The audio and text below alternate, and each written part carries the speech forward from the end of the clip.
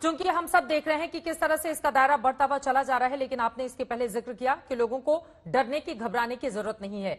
लेकिन यहां पर छोटे बच्चों में भी कई केस दर्ज किए गए हैं, खासतौर से 18 साल से कम उम्र के लोगों में।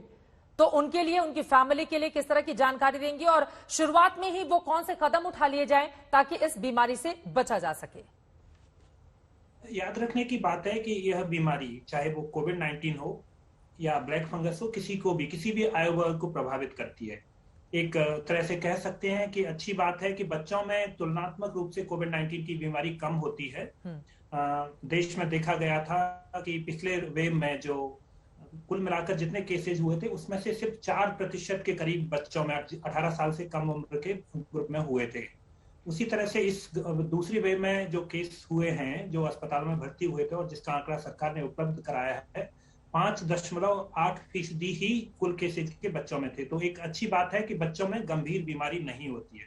ठीक है। साथ में हम यह भी जानते हैं कि ब्लैक फंगस या म्यूकरमाइकोसिस जो होता है, वो जिनको स्टेरॉइड का इलाज हो, जो लंबे समय अस्पताल में भर्ती हो, इम्यूनो कॉम्प्रोमाइज हैं, तो चूंकि बच्चों में कम संख्या में मरीज होते हैं तो बीमारी भी कम है। लेकिन बात तो वहीं घूम फिर कर आ जाती है।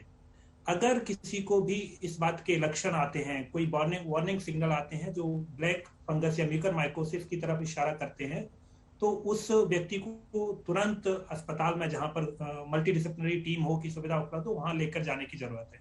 लेकिन मैं दोहराना चाहूंगा कि हमें गंभीरता के साथ साथ संख्या को भी याद रखना होगा, क्योंकि काफी बार जनता में भय या डर घुस जाता है और वो कोई भी बीमारी, जैसे कोई भी साधारण खांसी या जुकाम या नाक बहना हो गया, तो उसको भी उस तरह से सोचने लगेंगे और उससे उनके मानसिक स्थिति पर काफी प्रभाव पड़ेगा। तो हर बीमारी को, हर नाक से जुकाम होने को या खांसी होने को या लालिमा को यह हम मान के नहीं चलना है कि ब्लैक फंगस है। सिर्फ उन लोगों में जो बीमारी से रिकवर किए हैं, जो इम्यूनो कॉम्प्रोमाइज हैं, या जिनमें अनकंट्रोल्ड डायबिटीज मेलाइटिस है, चाहे वो बच्चे हों जिनमें डायबिटीज का इलाज चल रहा हो, छोटे बच्चों में भी ऐसा होता है। तो लक्षणों को समझें, चाहे किसी भी आयु वर्ग में, समझें कि किस आयु वर्ग को प्रभावित करती है, और साथ में अगर जरा सा भी शक होता है तो तुरंत स्वास्थ्य सेवाओं के संपर्क में आए। यह करने पर हम उससे बचाव कर सकते हैं। घबराने की जरूरत नहीं है। मैं इस मैसेज को बार बार दोहराना चाहूंगा। यकीनन ये कम से कम जो आपकी आखिरी लाइन है कि घबराने की जरूरत नहीं है, ये एक बड़ी राहत भी दे रही है। और साथ ही जो आंकड़े भी हैं उसके बारे में भी आपने बार बार जोर दिया कि इसके आंकड़े कम है, इसको लेकर बहुत ज्यादा परेशान होने की जरूरत नहीं है। लेकिन डॉक्टर राहिल चौधरी, अब सीधे आपका रुख करते हुए, क्योंकि इंदौर में 8 ऐसे मामले सामने आए हैं ब्लैक फंगस के, जिसमें ब्लैक फंगस के लक्षण तो दिखे, लेकिन उन लोगों को ये नहीं पता चला कि उनको कोरोना हुआ या फिर नहीं हुआ, और अब नए सिरे से उनकी जांच की जा रही है। ये अपने आप में एक अलग ही सिचुएशन है। इसको कैसे एक्सप्लेन करेंगे साहब? ऐसी स्थिति में क्या होना चाहिए? देखिए, अक्सर हम ऐसा भी देख रहे हैं कि बहुत सारे लोग कोरोना पॉजिटिव हो जाते हैं, लेकिन उनको हम टेस्ट करके डायग्नोस नहीं कर पाते।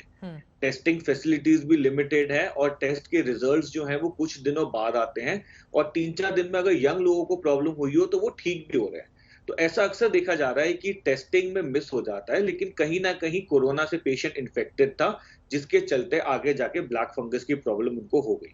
देखिए, अल्टीमेटली हमें अगर एक मैसेज घर ले जाना है इससे, वो ये है कि जो सबसे ज्यादा रिस्क पे है पेशेंट, वो पेशेंट है जो डायबिटिक है और जिसमें कोरोना की ट्रीटमेंट में स्टेरॉइड चला है।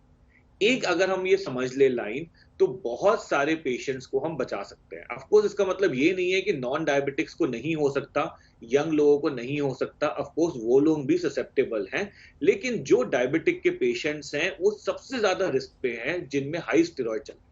तो डायबिटीज के पेशेंट जब कोरोना से ठीक हो रहे हैं या कोरोना के लास्ट स्टेज पे हैं, उनको कंटिन्यूसली अपने डायबिटोलॉजिस्ट या एंडोक्रिनोलॉजिस्ट से टच में रहना है और अपनी शुगर मॉनिटरिंग करते रहना है। शुगर अगर कंट्रोल में रहेगा तो मेजॉरिटी लोगों को ब्लैक फंगस की प्रॉब्लम नहीं होगी।